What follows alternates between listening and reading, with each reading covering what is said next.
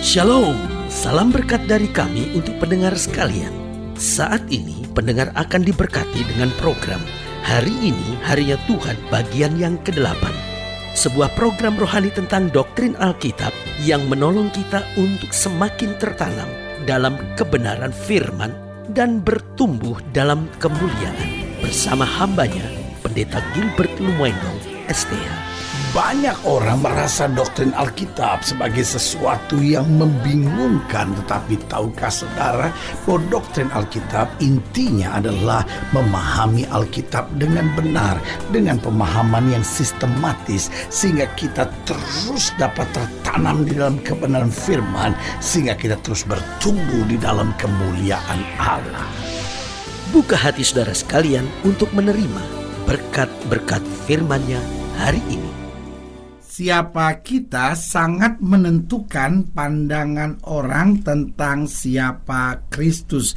Karena Alkitab jelas berkata, kamu adalah surat Kristus yang dapat dibaca oleh semua orang. Kita nggak bisa berkata kepada orang, lo jangan lihat saya, tapi lihat Tuhan. Loh, buat kita surat Kristus adalah Alkitab. Tetapi buat orang dunia surat Kristus adalah kita. Maksudnya begini, kita nggak bisa bilang kepada orang sekedar, aduh saya ini kan banyak kekurangan, aduh kan saya banyak kelemahan, aduh saya ini kan masih banyak kesalahannya, tolong Mbok jangan lihat saya, lihat Yesus saja. Nah, orang dunia akan berkata, saya tidak bisa lihat Yesus.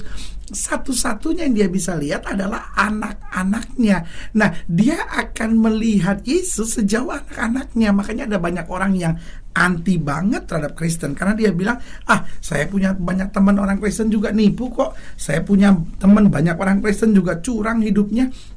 Saya punya teman banyak orang Kristen juga berzina kok hidupnya. Sehingga dia sama sekali nggak ada respect, nggak ada kagum, nggak ada tertarik dengan Kristus, apalagi dengan kekristenan. Tetapi akan sangat berbeda dengan orang-orang yang punya pengalaman yang baik dengan orang-orang Kristen. Sehingga orang berkata, aduh saya punya teman orang Kristen tuh baik ya, saya punya teman orang Kristen jujur, saya punya teman orang Kristen hidupnya tuh baik banget, hidupnya suci, hidupnya takut akan Tuhan. Sehingga dia punya kebanggaan tersendiri, dia punya kekaguman tersendiri. Bahkan tidak sedikit yang kemudian akhirnya kagum dengan Yesus, kagum, respect dengan kekristenan. Kenapa? Karena lihat hidup orang Kristen. Karena itu saudaraku yang kasih dalam Tuhan, siapa kita ini sangat menentukan pandangan orang tentang siapa Kristus. Kita bisa membuat orang memuji Tuhan, tapi kita juga bisa membuat orang meninggalkan Tuhan. Kita bisa buat orang memuliakan Kristus, kita bisa membuat orang justru mempermalukan Kristus. Kenapa? Karena saudaraku yang kekasih dalam Tuhan, ketika orang melihat hidup Kristen juga gak karu-karuan, maka orang juga akan berkata, Yesus itu kan cuma nabi, Kristus itu siapa? Buktinya anak-anaknya aja gak benar. Tapi hari ini saya mau ingatkan buat saudara, Alkitab bicara bahwa kita surat Kristus. Alkitab bicara bahwa kita adalah umat pilihan, kita adalah imamat yang rajani. Tetapi juga Alkitab jelaskan buat kita ini seperti embun. Haleluya. Selamat datang dalam program kita hari ini harinya Tuhan. Sebuah program rohani yang kembali mengingatkan kepada kita betapa pentingnya kita menjadikan firman Tuhan sebagai dasar keseharian hidup kita. Karena selama kita menjadikan firman Tuhan sebagai dasar keseharian hidup kita, langkah-langkah ke depan kita penuh dengan kepastian, kemenangan, berkat, mujizat dan perkara-perkara besar. Haleluya. Dan di dalam program ini kita sedang bicara tentang kita seperti embun, kata Alkitab.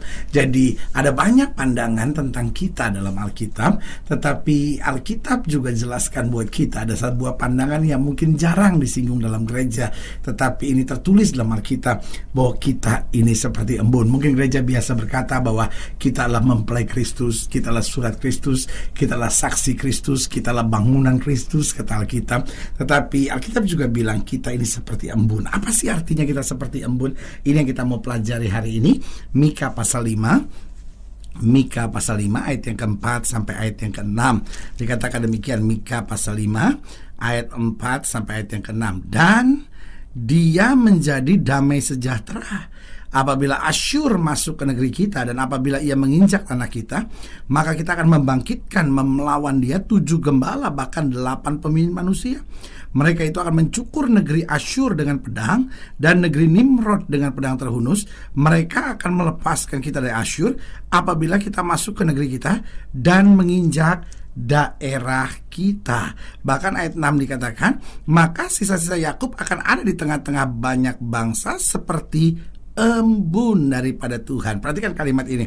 Maka sisa-sisa Yakub akan ada di tengah-tengah banyak bangsa seperti embun daripada Tuhan, seperti dirus hujan ke atas tumbuh-tumbuhan, yang tidak menanti-nantikan orang dan tidak mengharap-harapkan anak manusia. Jadi perhatikan di sini Alkitab bilang sisa-sisa Yakub akan ada di tengah-tengah banyak bangsa seperti embun daripada Tuhan. Nah, apa artinya embun daripada Tuhan? Yang pertama saya pelajari bicara tentang embun itu membawa kesegaran dan kesejukan. Ketika sepanjang malam sudah tertidur, mungkin di tengah panasnya suasana, lalu pagi-pagi sudah bangun, sudah lihat ada embun di depan rumah saudara, maka yang timbul dalam hati saudara, betapa sejuknya, betapa segarnya kehidupan ini.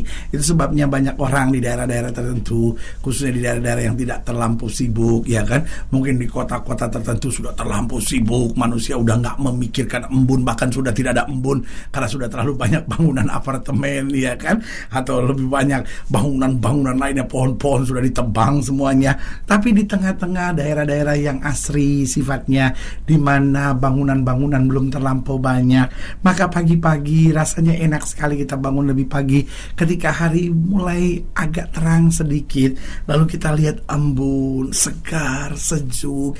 Nah, yang Tuhan mau kehadiran kita itu membawa sejuk, membawa segar. Suami capek dari kantor, waktu dia pulang dia lihat istrinya segar, sejuk gitu.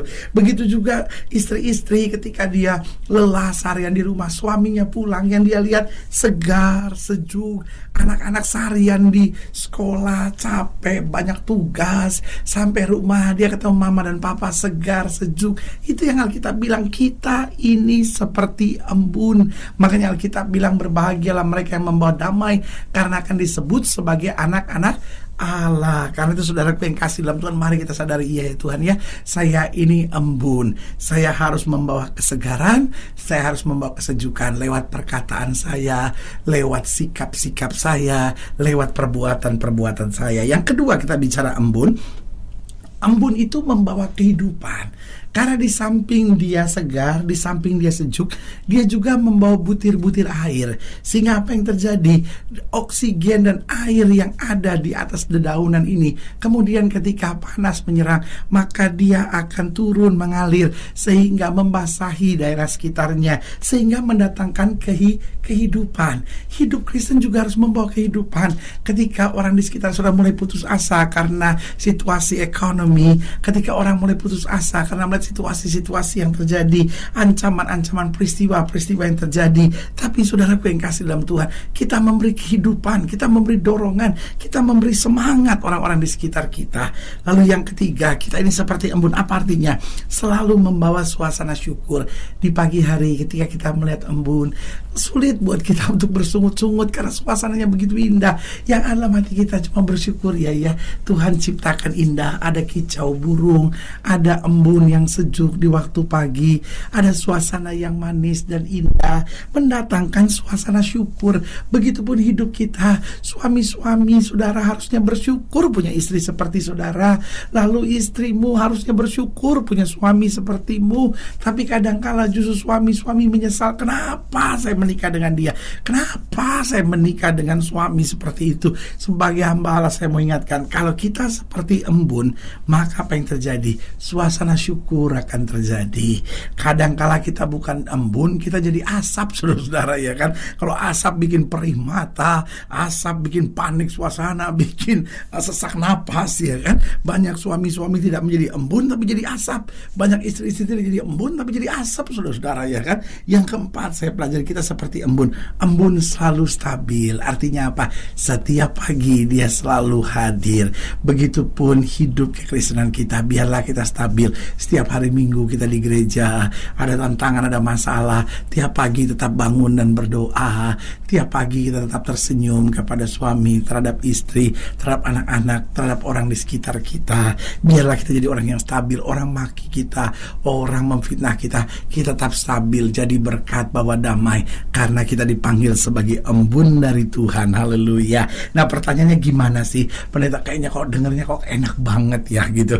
Saya kadang-kadang benar pendeta, bukannya embun tapi asap pendeta, ya kan. Nah, bagaimana kita bisa tetap jadi embunnya Tuhan? Yang pertama, jika kita mau sungguh-sungguh bertobat. Artinya, Tuhan, saya nggak mau hidup dengan cara hidup saya yang lama. Saya mau bertobat, saya mau jadikan Yesus yang paling utama dalam hidup saya. Maka saudaraku yang kasih dalam Tuhan, Dia tuntun kita sebagai embun yang membawa kesejukan dan kesegaran. Yang kedua, bagaimana kita dapat hidup sebagai embun, yaitu jika kita mau taat dan dengar-dengaran. Artinya kita bukan cuma bertobat lalu selesai, tapi setelah kita bertobat, kita mau dengar firman, kita mau taat pada perintah Tuhan, dan kita akan melihat bagaimana kita dituntun oleh Tuhan, bagaimana kuasa Tuhan akan terus menyertai kita, bagaimana pengalaman-pengalaman yang indah akan kita raih bersama Tuhan. Lalu yang ketiga, saya pelajari bagaimana kita dapat hidup sebagai embun. Yang pertama, kalau kita mau sungguh-sungguh bertobat, kita mau taat dan dengar-dengaran akan suara Tuhan, akan perintah Tuhan. Yang ketiga, yaitu jika kita mau dekat senantiasa dengan Tuhan. Makanya Daud berkata, hanya dekat Tuhan saja jiwa kita tenang. Kalau kita sendiri dekat dengan Tuhan, kita tenang, maka kita juga bisa memberi ketenangan buat orang lain. Tapi kalau kita sendiri jauh dari Tuhan, kita nggak ada ketenangan, maka kita juga nggak bisa beri ketenangan kepada orang lain. Dan yang keempat, bagaimana kita dapat menjadi embun yang membawa kesegaran, membawa kehidupan, membawa suasana syukur dan senantiasa stabil dalam hidup ini, yaitu jika kita mau untuk selalu belajar. Artinya, kalaupun kita gagal, ada hal-hal yang belum kita ngerti, kita belajar terus di bawah kaki Tuhan. Dan orang yang terus mau belajar dekat dengan Tuhan, dia terus akan diperbaharui dari hari ke hari. Haleluya. Saudara yang kasih dalam Tuhan, jika saudara yang dilayani lebih jauh, hubungi kami melalui telepon, hubungi kami melalui surat, kunjungi website kami, karena kami ada untuk membawa Bapak Ibu sudah senantiasa lebih dekat pada Tuhan dan mengalami kasih kuasa mujizat yang luar biasa. Haleluya. Secara khusus melalui program ini juga saya mau berdoa buat setiap saudara yang sakit, siap sedang berbeban berat, karena saya percaya bahwa bagi Allah tidak ada perkara yang mustahil. Saudara yang ingin didoakan secara khusus, boleh taruh tangan kanan saudara di dada dan kita akan berdoa. Mari kita berdoa. Bapa, dalam nama Yesus, hamba doa buat yang sakit, hamba doa buat yang berbeban berat, hamba doa untuk setiap mereka yang sedang menghadapi masa-masa yang sukar, karena hamba percaya bahwa bagi Allah tidak ada perkara yang mustahil. Bapa, hamba berdoa di dalam nama Yesus, Tuhan jamah, yang sakit Tuhan sembuhkan, yang lemah Tuhan kuatkan, yang susah Tuhan hiburkan, kemenangan, berkat dan mujizat boleh tetap terjadi. Jadikan hidup kami sebagai embun dari Tuhan yang senantiasa membawa kesegaran, kesejukan, membawa kehidupan, membawa suasana syukur dan selalu stabil, karena kami mengandalkan Tuhan dalam segala perkara. Di dalam nama Yesus kami berdoa. Haleluya. Amin. Saudara yang kasih dalam Tuhan, kita sudah berdoa. Ingat, tidak pernah Allah lain menepati janjinya. Inilah saatnya buat kita untuk bangkit, bersemangat, bersukacita dalam menghadapi segala perkara. Karena kita tahu Yesus hidup, Yesus berkuasa dan selalu menyediakan yang terbaik buat anak-anaknya. Doa saya menyertai saudara. Sampai berjumpa pada program berikut, dan jangan lupa jadikan hari ini harinya Tuhan. Haleluya.